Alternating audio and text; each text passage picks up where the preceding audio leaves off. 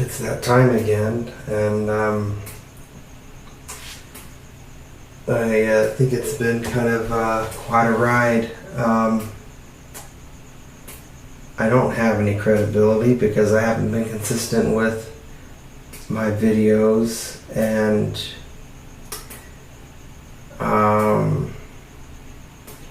I've been treated really poorly, terribly poorly by the transgender community. They can ignore me, and if I don't talk, then they're winning.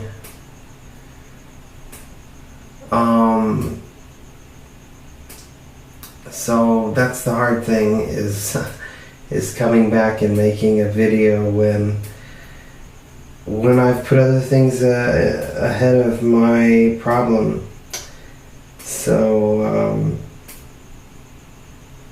all I can say, and I've said it before, real life hits you with bills and things that need to be paid, and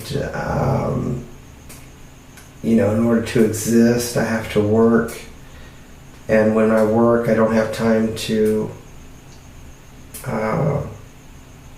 devote to this channel and to devote to publicizing my problem. So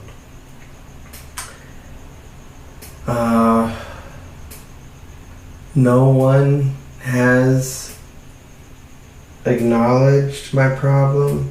None of you viewers have acknowledged my problem. I thought I gave enough evidence, and I said that I thought I gave enough evidence. I said that about 2 years ago when I did my ice experiment and the infrared camera, and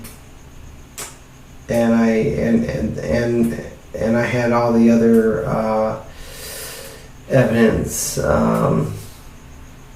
artifacts of evidence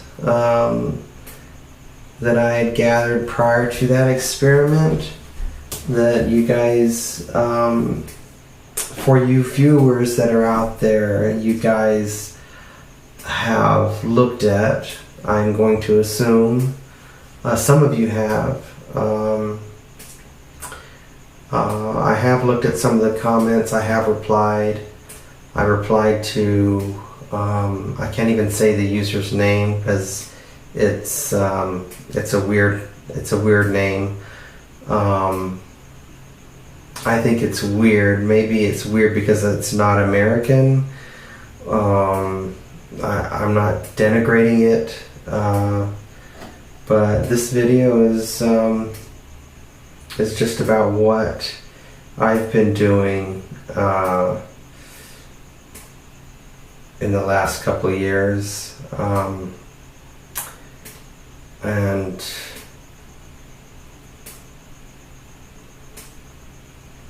it's so hard to regurgitate this channel and be honest about my own issues, things that get in the way. So, I was doing this channel really frequently for a while, and then someone came up and said, hey, can you come work for us, and can you drive across the country and work for contract? So you're not going to be there forever. You're not going to be there for any length of time, maybe 6 months, and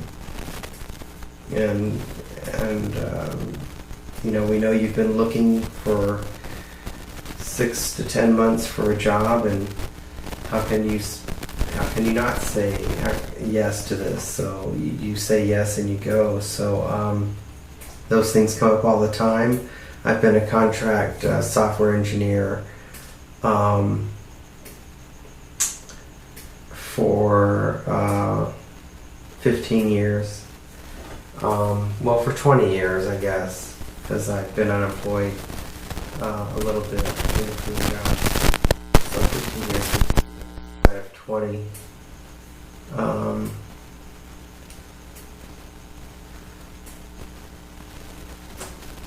Let's see. Yeah, 7 years. 7 years ago today. Now, that was about 15 minutes ago. Midnight was 15 minutes ago, so this is technically the day after 7 years ago. Or day after 7 years. Yeah. So 7 years ago and a day was July 31st. So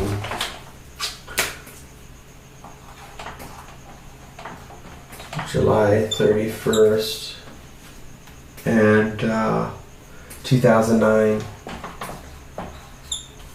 It was a Friday. And it was an office visit. And for some of you viewers, you already know about the details because I've already explained this in a previous interview or a previous video. I just had a job interview. That's why I was saying interview. I got the good news is I got a job offer, and I accepted it on Friday. And today is Monday morning, just after midnight, July 31st, 2016. Or no, August 1st, 2016. So I had an interview last week, 2 interviews that were technical, and so I couldn't prepare for my video that I wanted, or at least prepare enough prepare enough like I wanted to do this video.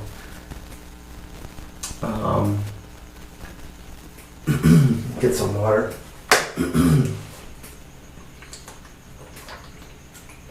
No, I didn't know how to start the video, and I realized I could open this door here, and this is a iPhone, and it's Bluetooth into the GoPro, so I've gotten kind of fancy since my last video, and that's the good thing about working is you have money to buy better equipment. So I've got a GoPro Hero 4, and I've got a Zoom H5 handheld audio recorder that's plugged into it. So it's very much upscale compared to just using a cell phone.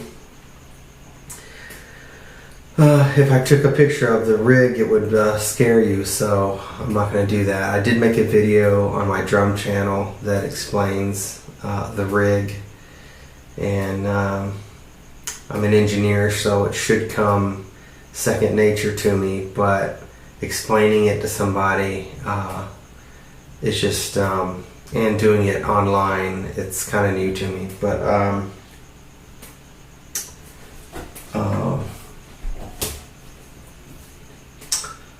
I was just telling someone the other day that doing a vlog is, which this is not a vlog because I don't do it enough, although I could start doing it enough again, but a vlog is, well,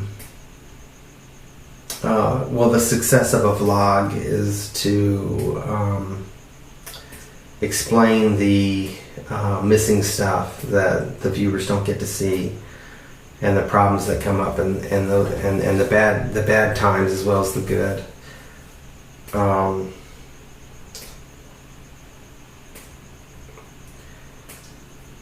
Anyway, so 7 years ago was July 31st. It was on a Friday. This year it was on a Sunday. Last year, I think it was on a Friday, but I'm not 100% sure. I know that there's like only a day advance between years, but I don't know what the rule is for a leap year, or when the leap year is. So anyways, it was on a Friday, and there was an office visit with Dr. Suporn. Dr. Suporn is the Thai sex change surgeon that I went to in Chonburi, Thailand in 2009. Had the surgery July 22nd, which would be, I think it was a Wednesday. And then 9 days later, post-op, day 9 post-op, my complications began after an office visit on that day. So an office visit on day 9 post-op was on July 31st, 2009. So that was 7 years ago, and I didn't think I would be alive at this point to be talking about it still. My condition continues to get worse, very gradual. I believe if I were to get medical attention, which I have not been able to get a formal diagnosis, meaning someone to diagnose that my groin is embalmed.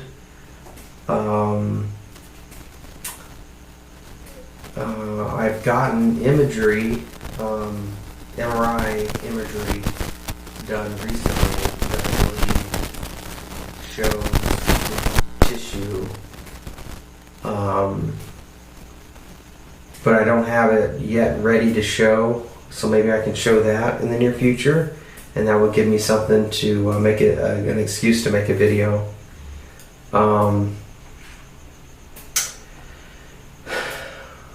Let's see, what else do we want to talk about?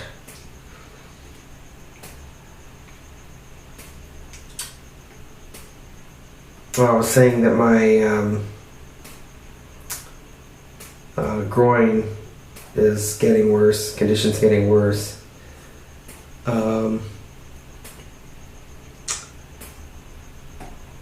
Okay, I wanted to talk about 3 things.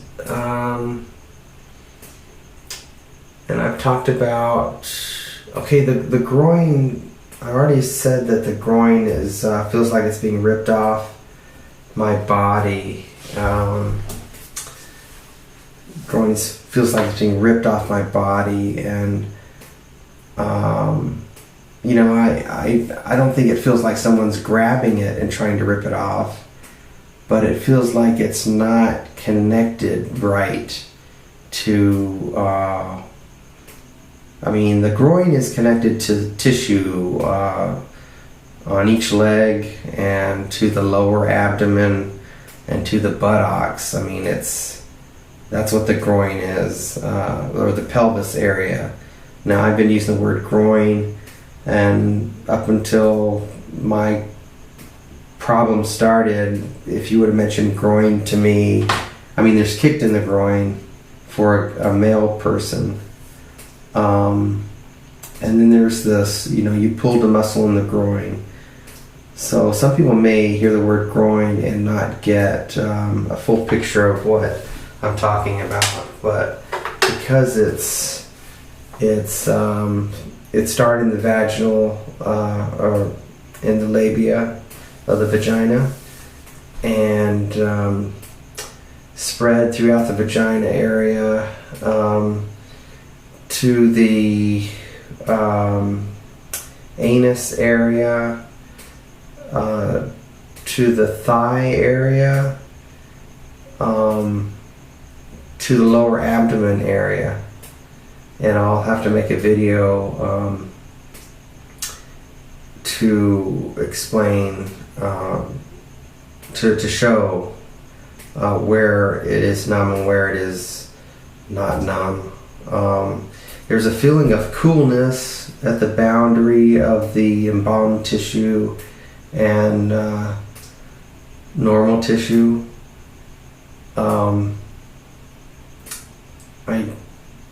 I don't know quite. I don't know if I can explain quite the circumstances that coolness can be felt, but it's almost as if the tissue, because it can't generate heat, it is. I was just thinking about my GoPro, if it has enough memory to allow me to continue rambling. I think it splits up the video into 4 different files, or no, as many files as it can hold, and I believe it's 4 gigabytes per file, and I have a 64 gigabyte card, so I think we're good for a while.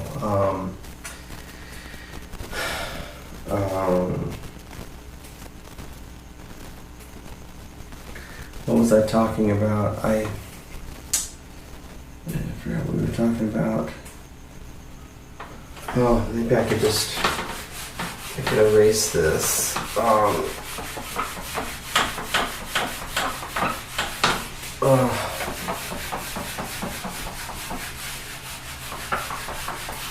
my gosh. It's really late. I was really tired about 3 hours ago, and then I realized that today was the day. Today was the big day for me to make my video, and I've been planning for this day for the last 2 weeks.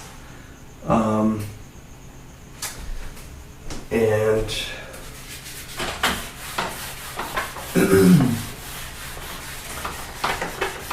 what came up? Let's see. What came up? Well, I procrastinated up until like Monday, and then I got a call from a recruiter saying, "Steph, would you like to interview with this company? Send me your resume and I'll get you an interview." And so got the interview, and then preparing for the interview and doing the interviews and getting the offer.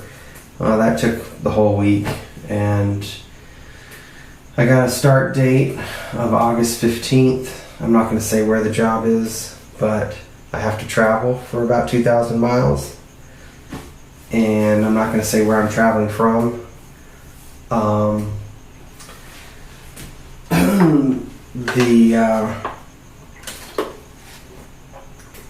The time spent getting everything ready, packing, and getting ready to get on the road, which is what I'm doing now, has bitten into my planned idea for a video. So so I'm gonna put my water down. How are we doing? Okay, so just your basic picture. Right around here is the initial exposure to the tissue, and then slowly it goes up.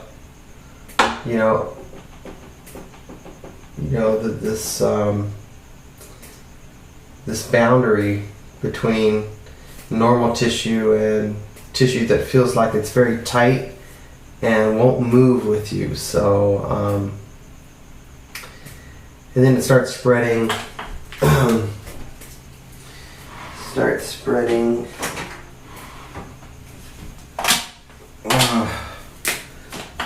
Starts spreading down here too, like that. And then pretty soon you've got okay, and then you have the let's do a side view.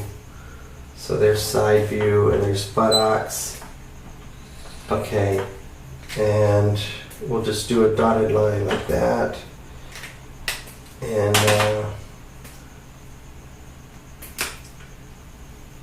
so this is the initial exposure, and it starts spreading like this, and this is the anus. So this is the anus. You know, I don't know how to draw an anus, but it slowly creeps around this, and as it embalms this tissue, it starts feeling very tight and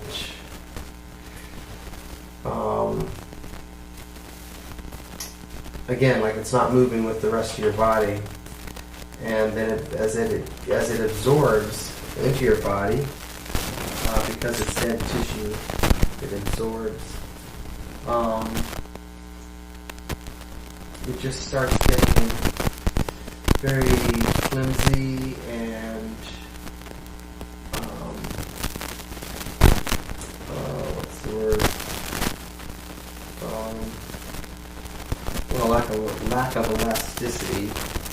That's what I've been trying to show all along, but definitely tissue absorption. If you have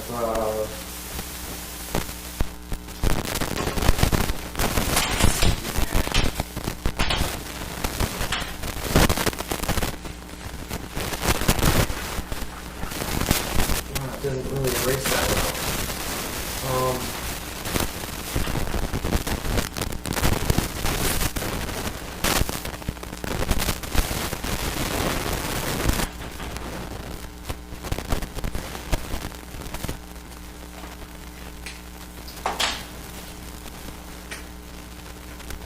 As it expands, you know, out this way.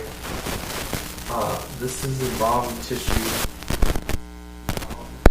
and this is normal tissue. So there's like an interface here, if you want to call it an interface, and the absorption happens because this tissue is alive and this tissue is dead. I'm not going to get into why embalmed tissue doesn't look dead. I'll let someone else explain that to you, because that to me is common sense. So so yeah, it's kind of grown out past the anus, and it's grown this direction all the way up, you know, somewhere in here. And I have an MRI that shows, you know, this is the tailbone. An MRI that shows an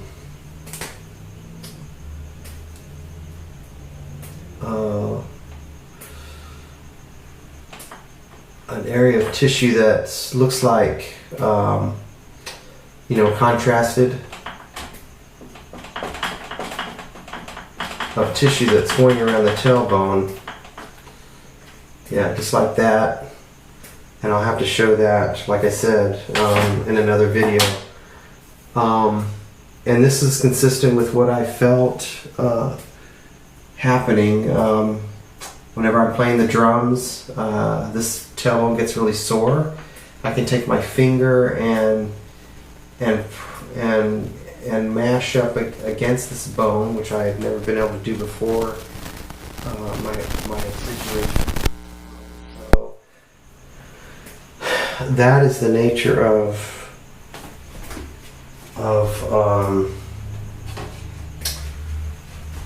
my complications, or the nature of the progressing groin embalmment.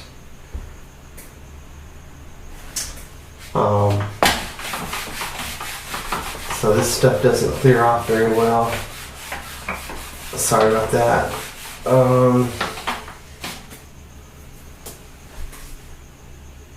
Let's see. Somebody asked me about, somebody looked at my video I believe it was day 2000. And they said that they looked at my videos and okay, I'm not sure if it was day 2000, but someone said they looked at my videos on Vimeo, or Vimeo. I don't have a link, but it's out there. And what I did is I was standing like this, with my legs like that, and I was trying to pull tissue in different directions to try to show loss of elasticity.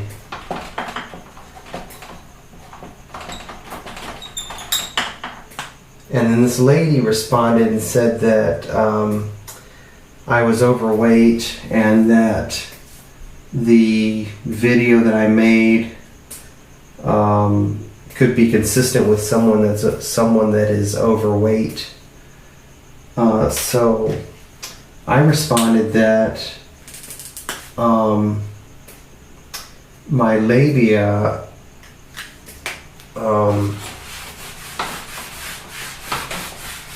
this is a terrible whiteboard. I mean, as you can see, it's not even coming off. I didn't make a video to show it, but I asked the lady, when a female opens her legs, does the labia open or stay closed? And she did not respond, to my knowledge. And so, why is that important?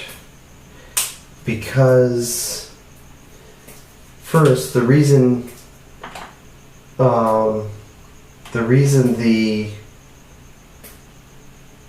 labia, I don't know how to explain why the labia doesn't open, but I just know that it doesn't.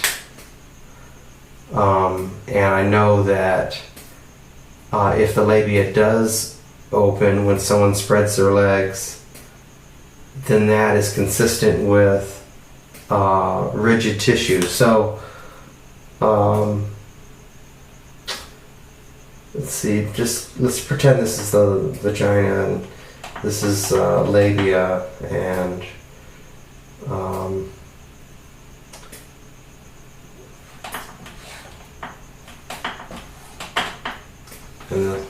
this is a woman that's spreading her legs. Now,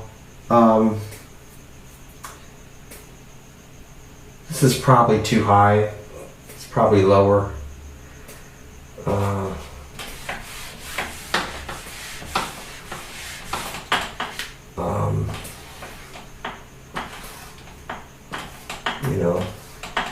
Might look like that. This area here where the labia meet should not open because she's opened her legs. And I don't know why that's the case. I just know that's the case. I don't know how to explain that, but I do know how to explain that if it does open, that would be consistent with tissue that is well,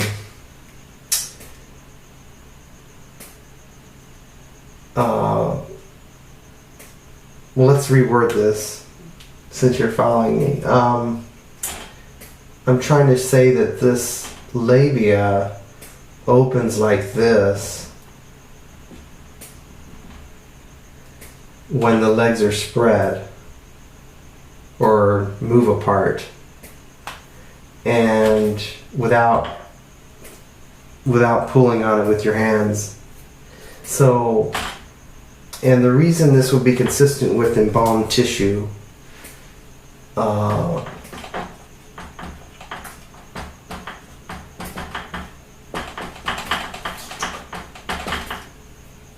is that embalmed tissue is an area of tissue. So we're just going to pick a particular state of embalmment. So just for argumentative purposes,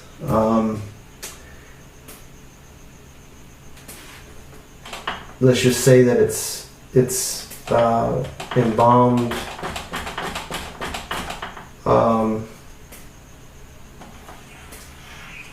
in some area around it. So there's a lot of hypotheses here, and I apologize. I mean, I wish I could have a special camera that I could point at my groin and it would say, yeah, you're embalmed. Now an MRI should show it, and I did get an MRI recently, but A, the doctor said it didn't show anything. B, the doctor didn't know to look for an embalmed groin because I was not going to tell him that, obviously, or maybe not so obviously. That's another discussion. There's two ways to go about getting healthcare. You can tell the doctor what you think the problem is, or you can let him find it. And so far, when I told a doctor what I think it is, they want me out of their office as fast as possible. But getting back to this thing here, assume, for argumentative purposes, this is an embalmed groin, that this tissue around this area is embalmed, and it started here and it progressed out. So we'll just draw it again. This is it. This is embalmed tissue, and this is a leg here, and here's a leg. And when these legs go out, okay, this is normal tissue here. This is normal tissue here.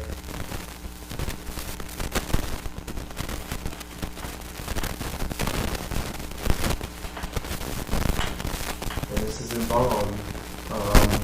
There's a sensation at this boundary of tissue being ripped off your body. It's I don't know if that's quite severe, ripped off your body. It's definitely being pulled. There's something being pulled here that definitely doesn't feel normal. So anyways, as these legs move away from each other, it pulls this is rigid tissue because it's embalmed. Because there's a slit in here for vaginal opening and labia.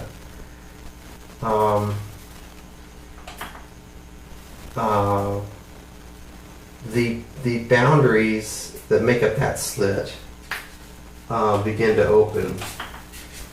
So this is a slit, and as you pull this out, because this is attached to normal tissue, it pulls the slit open, so it becomes like this.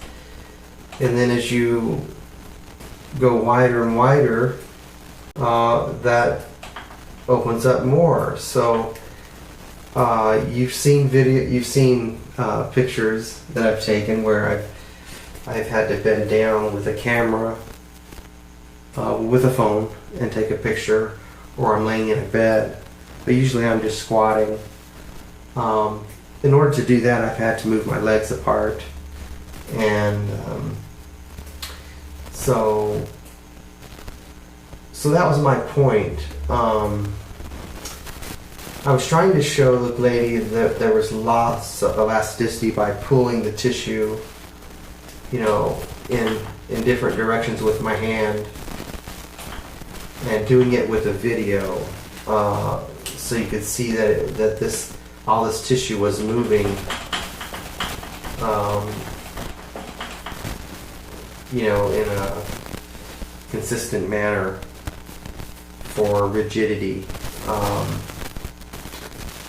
And she made the point that I could have been overweight.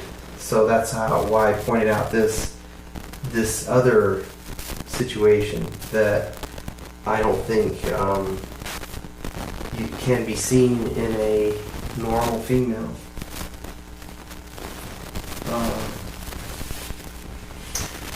I'm not a normal female. In a normal groin, in a normal groin of a female, whether it's transgender or not transgender. So that's I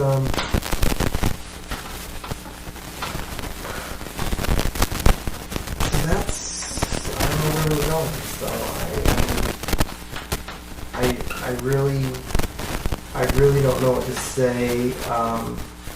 Just getting back to what is it like to be. I don't think I have to really qualify anything because this is a pretty extraordinary story, and I've been really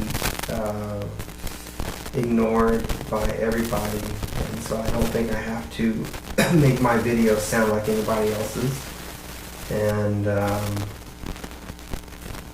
don't have to make it look like anybody else's. So that's the hardest thing, is to get the courage to pick yourself back up and fight for justice, because it is this doctor in Thailand that has not had to answer, and it's the transgender community too. Any transgender person out there that has not offered to help me and knows what I'm going through, I think you're just as guilty as the doctor that did this to me.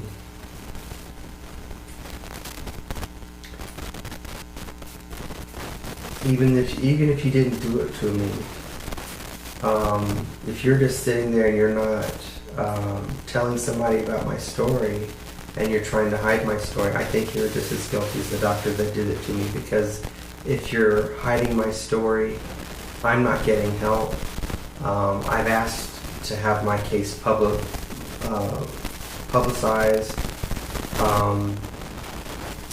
I have not, on my end, been able to get someone to tell my story, and I haven't heard I haven't seen any indication from the transgender community or you viewers out there that you are giving a sincere effort to find out if my claims are true. No one has asked to see my groin in person, and I've offered that in my other videos. And some of these comments that are made are made from accounts that don't have any pictures, so the authenticity of some of the accounts is in question, and what their motivations are.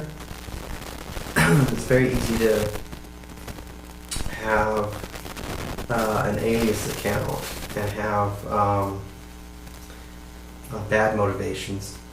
I firmly believe that there are. Get some water. Well, I know there are transgender people that don't want this story to get out because Dr. Suporn is their doctor, their champion. I'm a champion for transgender people's rights. Am I an advocate? I I suppose I'm not, because of what I'm going through and the time it takes me to spend on it and try to get help. And the fear of running into transgender people who, to my knowledge and experience so far in this dilemma, have not wanted to associate with me.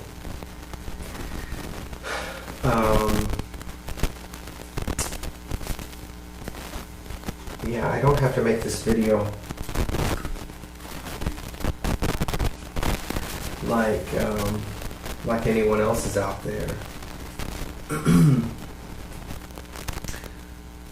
So the last video I made was a year and a half ago, January 21st, 2015. So that's a long time. I was working at the time, working a contract, a lot of overtime, a lot of hours. So getting income and not wanting to publicize. That's kind of funny. I'm complaining right now that I'm not getting enough publicity for my case. But that's complaining that you guys and the viewers are not commenting enough and acknowledging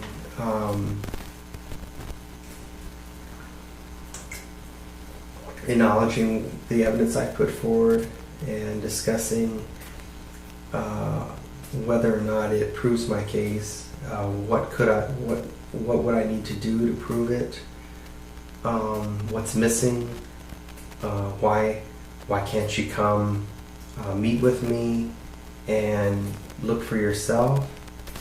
I think the videos that I made with me pulling tissue and the ice experiment kind of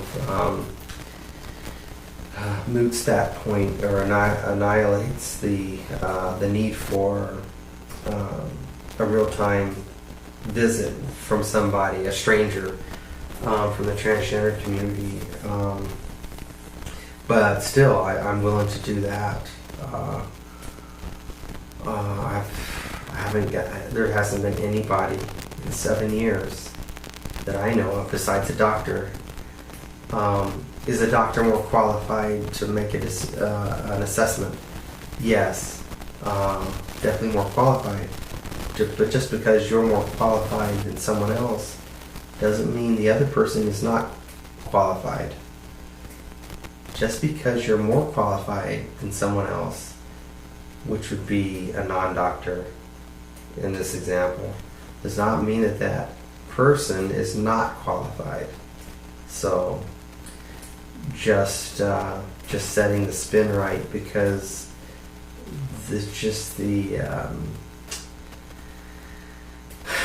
the barriers against me getting help are so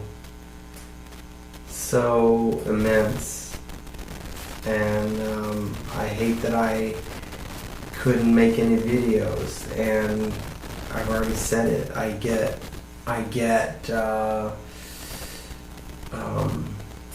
I don't want to say fear. I fear making a video when I haven't made one in a while, because I have to explain what's going on, and I have to fight for that credibility every time, and it makes me just want to forget about it.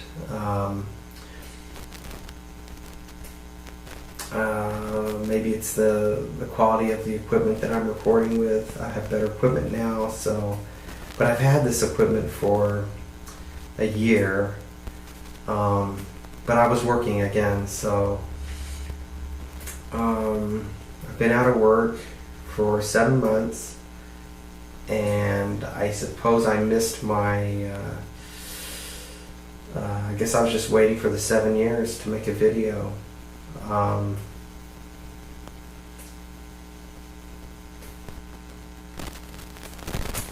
So that's all I'm gonna say. I think it's understandable changing a job, moving around the country. Oh yeah, what was I getting at? I was, when I start a new job, I don't want to publicize or restart the publicity. In other words, restart the channel at that time, because they do a background investigation when I start. I'm in a bathroom and it's late at night, so I'm having to keep my voice down. I live in a house with roommates, so it's not my house. I rent a room. There's 5 of us, and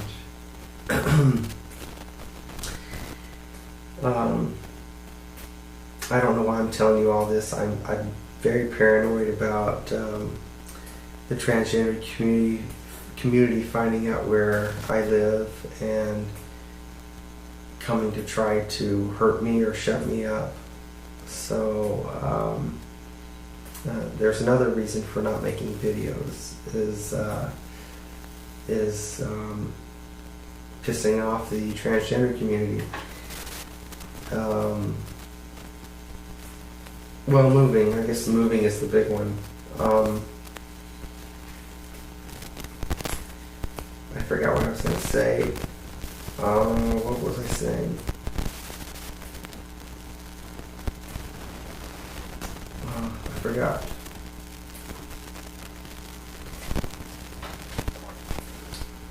Oh, publicity. So you're going to start a job, and in order to get these jobs, you have to pass a background investigation.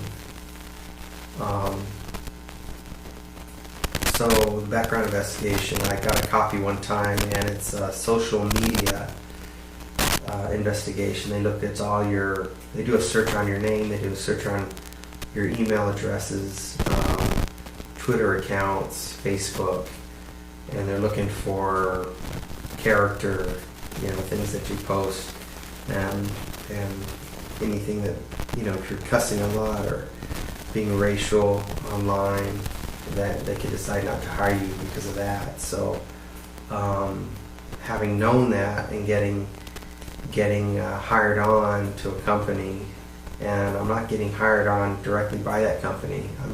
I'm having to work with and coordinate with a job shop, which is an intermediary. So it's me, it's the job shop. I can't write because it's shaking, and the client. So this is fucked up. So I have to talk to these people and convince them that I'm hireable, and then I have to work for the client, and then I get on site, so I have to travel. So I'm doing all this, and I'm trying to explain why I would be hesitant to create anything on social media.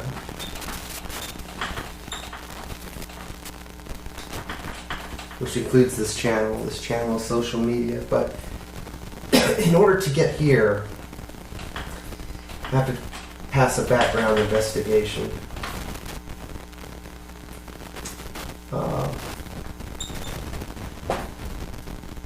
And so by the time I get to this point, I'm working, I pass this, I don't want to contaminate this through social media. So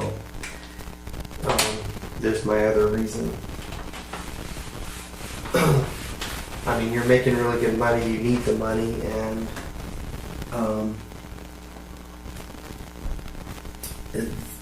you're risking your job by making these videos and talking about something that is working in the aerospace industry, very conservative.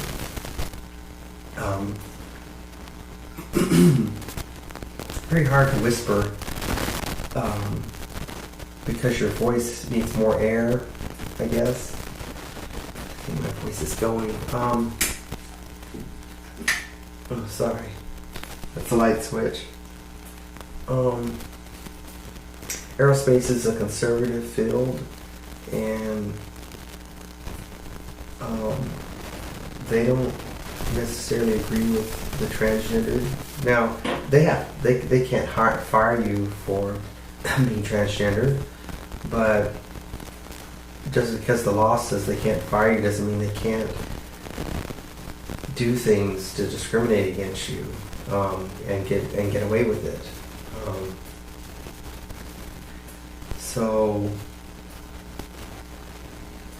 So I was getting at, when I hired for a job, no one's asking me if I'm transgender, but they can tell. They can tell by my voice, the size of my arms. They can put things together. The fact that I'm thinning in my hair. None of these things in and of themselves are enough to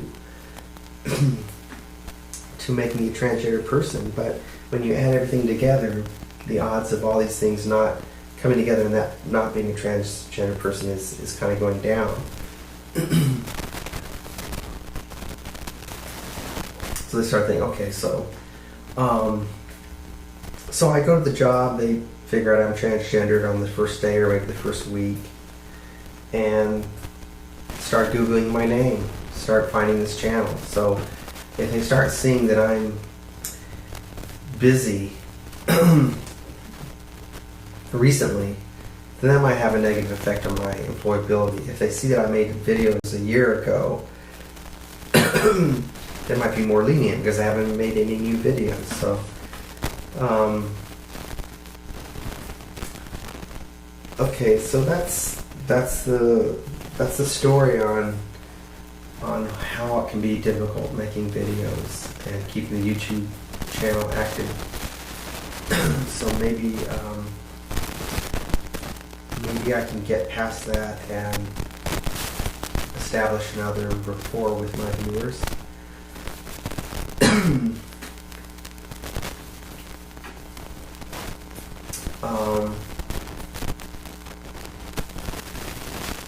I'm not going to go there. I know some of you viewers think that I don't have any viewers, or don't like the idea that anyone would watch this kind of video. So I just know that statement that I just made is going to cause somebody to comment and say something nasty. So it is about credibility. It has been about credibility since day one, because you're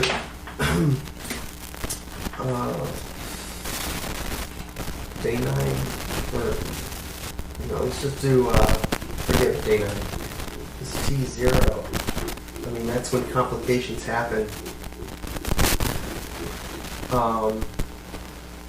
You're in Thailand, so T0 plus, I don't know, 20 days.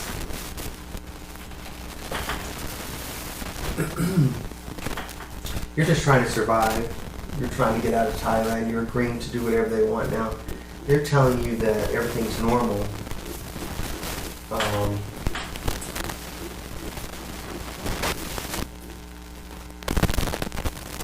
Normal. And you, complications.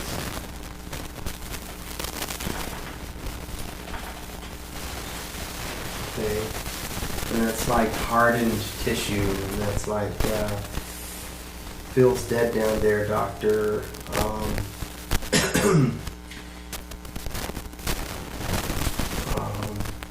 Yeah, so I've already explained what happened in other videos. I'm not going to regurgitate that. So then you get home in the States, and you go to a emergency room, and they don't help you. I'm trying to remember what they told me.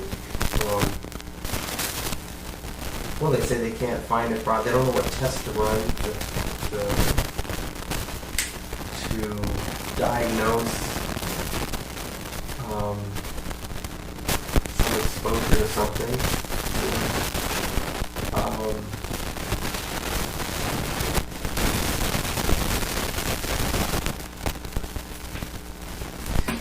I'm just going to say it, T0 plus 22 days, okay? So that's a 2-day flight. Or 1-day flight. I don't know, might be 1 day, but say 2 days. And then you get home and you start thinking, what do I do? We're in the United States now. Go to an ER. So,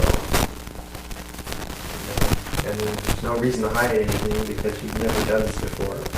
Never been to an ER for this kind of thing before. Don't really know what the medical system, how it works.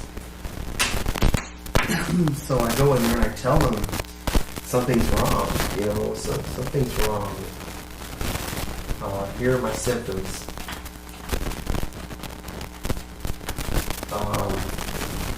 I don't know if I expected formalin or not. But I wanted them to test for something, but I didn't know what it was. So it was just kind of like they couldn't find out what was wrong with it. So while they were treating me this way, I just got this feeling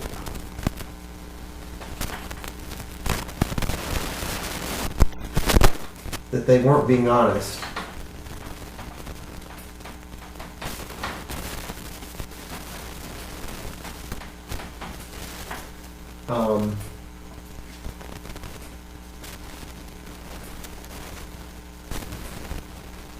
So they wanted me to go see a sex change doctor.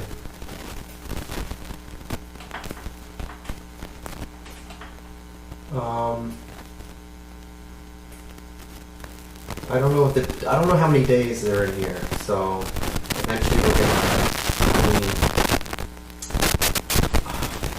I don't know what the dates are. I'm just going to draw a line. I'm going to say gynecologist.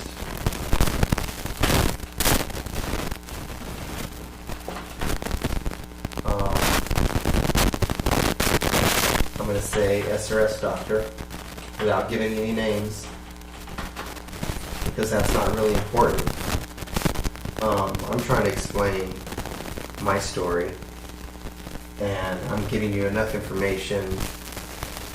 I'm assuming that you're going to believe me to a degree. I'm not demanding that you believe me. I'm simply making assumptions about certain things in order to have a conversation, because I'm the one that has to have a conversation, because no one is really engaging with me. I'm talking to a camera in a bathroom. I am talking to a camera in a bathroom and hoping that this video will be created and will get online and someone will watch it and someone will be inspired to do something.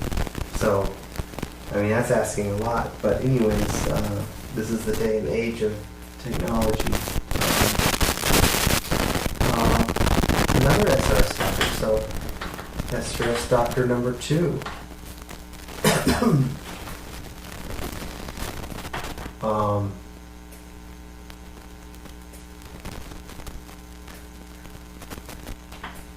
This goes out to 180 days, I think. Yeah, 180 days. So here you are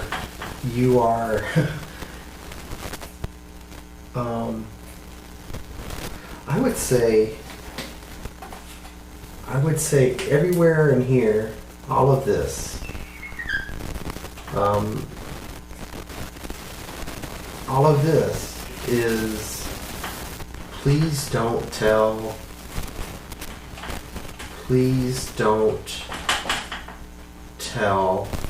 Suporn.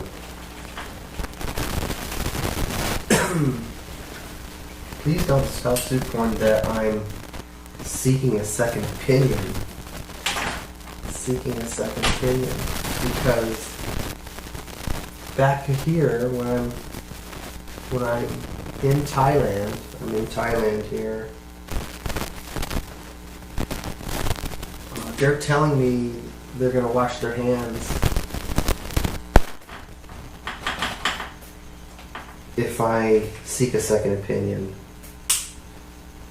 Okay, so I get back to the States, and I go to an ER, and then I see a gynecologist, then I see an SRS doctor, and these doctors are asking me, well, who hurt you, who worked on you?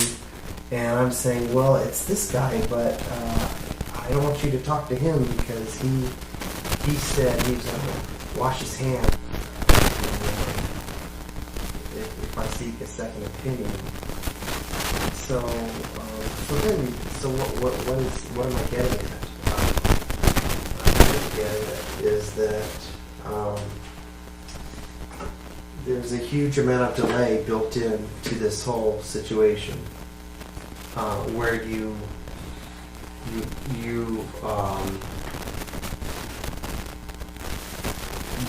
led to believe, you're putting your trust in Dr. Suporn that everything's going to be all right.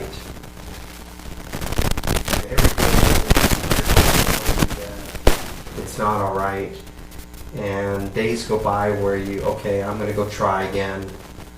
I'll go to this person and I'll tell them not to tell Dr. Suporn that I'm seeking your opinion, and I want to know what you're going to say. And each one of these things turns out to be somebody that can't help me, doesn't want to help me, is not qualified to help me, says they aren't qualified to help me. And in the case of the gynecologist, complete refusal to look at the evidence.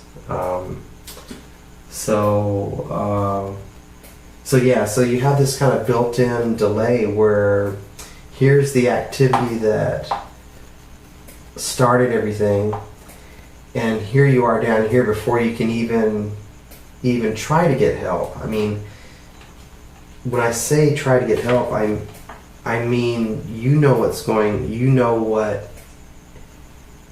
is happening down there, and it's progressing to a state where you can explain it and it's visible. So it's not quite visible because there's not a whole lot of tissue deterioration at 6 months. So this is 6 months. And I believe, I haven't looked at the photos, I believe a year the tissue deterioration is pretty advanced. And there's pictures on Flickr that show the tissue deterioration.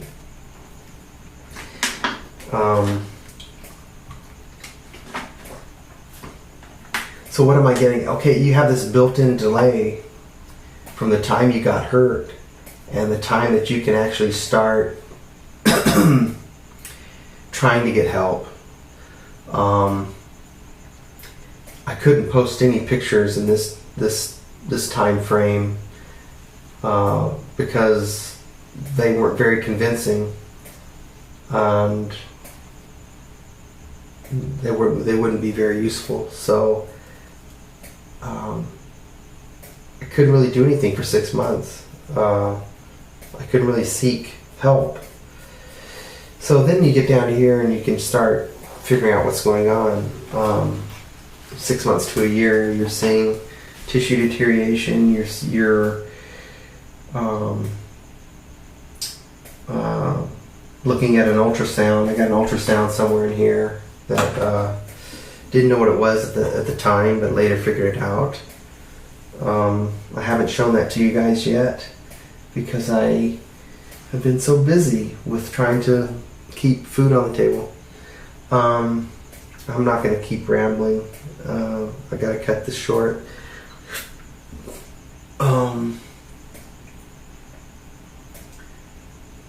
I guess what I'm getting at is this delay has helped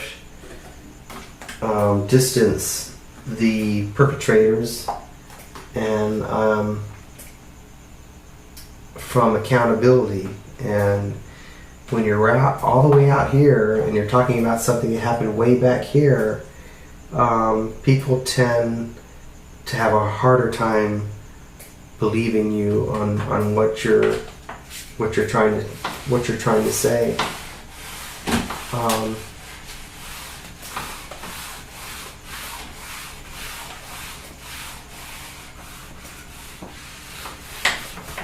I've had some really challenging projects as an engineer recently. The desire to keep food on the table makes you work extra hard, and when you work extra hard, you become a better person and a better engineer. So I've really blossomed in the last 7 years as an engineer because the need to put food on the table and this desire to hold Dr. Suporn accountable. I've had no help from anybody, my family, my friends, the transgender community, Dr. Suporn himself. I've seen every plastic surgeon in North America that will see me. None of these people have acknowledged what I'm going through. I've seen plenty of internal medicine doctors, gynecologists, urologists. I even saw a doctor that specializes in the back to have him look at my tailbone. And again, not telling him what I thought it was, but having him maybe do an MRI to see that the tissue that's surrounding the tailbone was deteriorating, and that's why my tailbone hurt, because there was no cushion. But I didn't get anywhere with him. He wanted me to sign a binding arbitration agreement before he would. Sorry about that.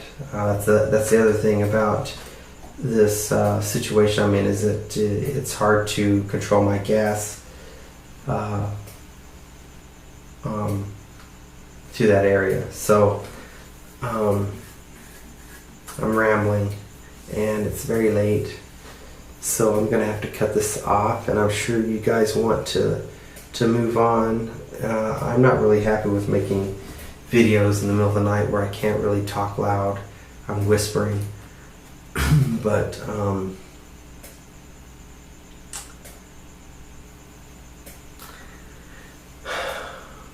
what else? If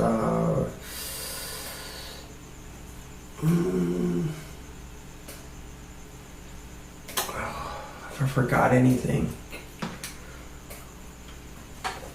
No, I'm gonna let you guys go, and it has been 7 years, and it's been 1.5 years since I made my last video. 7's a lucky number, and maybe I'll get enough publicity. I did I did offer to go to Thailand if I had enough publicity for my case, because I'm afraid to go there and be locked away, and so that no one can ever hear my story.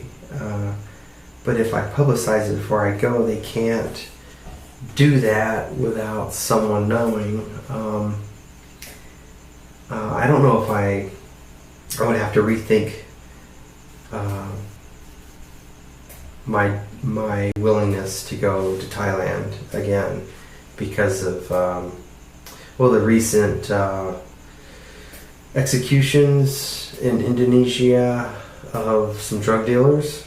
I'm not a drug dealer, but to execute someone for trafficking drugs just seems kind of bizarre, strict, overly disciplinary, sickly, overly sick. It's sick to do that. So yeah, that was in Indonesia is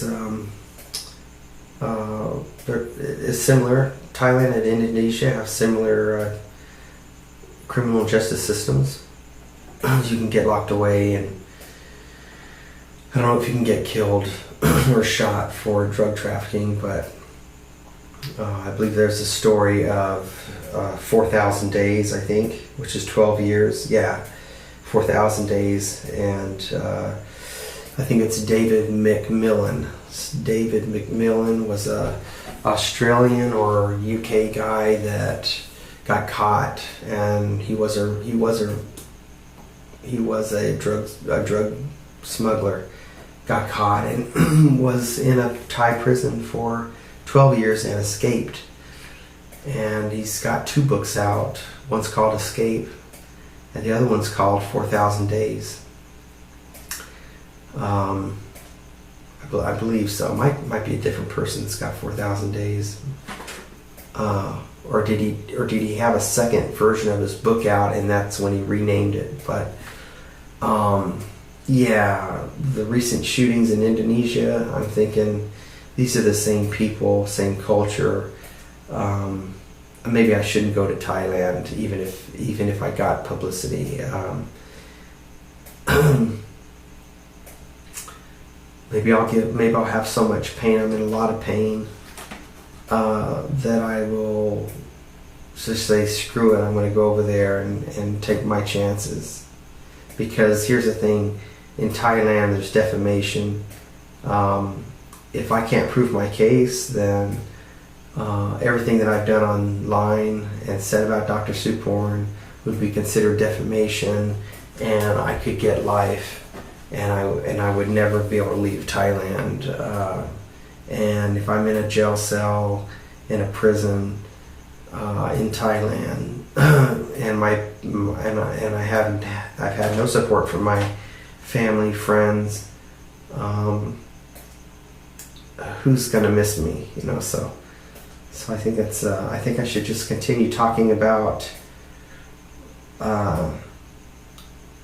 my problem and maybe regain some credibility with my current viewership. But if that doesn't happen, I'm certainly going to get new viewership if I continue making videos. So I'm going to let you guys go, and I'm sorry for dragging this video out for so long. I don't even know how I'm going to upload it, but it's an important video for me, and I wanted to wait till tomorrow when I would be more rested and could think more clearly. A lot's going through my mind. I have to get packed and on the road in like 6 or 7 days, and I'm leaving a whole shitload of stuff behind because I can't fit it. And I have 3 drum sets, and I have 2 motorcycles, and I have all my engineering books, and I have a dog, and whatever else I can fit in there, my computers and my, sound system and my mixer. Well, it's just an audio interface. I've got a digital piano, and the list goes on. So, yeah, I've been rambling, and I'm not going to say where I'm moving to or where I'm moving from, but it's going to be good. And if the person that hired me is watching, thank you for hiring me. I'm not as bad as some of my videos seem to make me out to be. I think I've grown a little bit in the last couple of years because of the work ethic that I've taken on in my recent jobs. I've been kind of like an overachiever. Giving me confidence, and definitely getting this job has brought me some confidence. Definitely taken the stress away. So All right. Thanks for watching, and I'm sorry if you're a viewer that did not sign on for this kind of video. I'm sorry that I had to bring all this on to you. I am still looking for someone that can step up to the plate,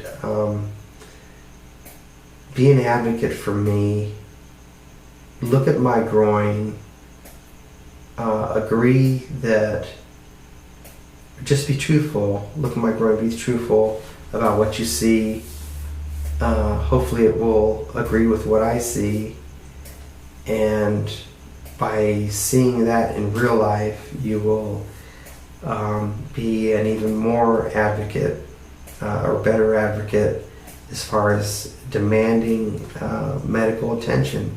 And that medical attention is the surgical removal of embalmed tissue in my groin, and it's going to leave me handicapped. I don't think I'll be able to play drums again. I'm standing here talking to you, so I think my legs should still work after this surgery if I were to get it.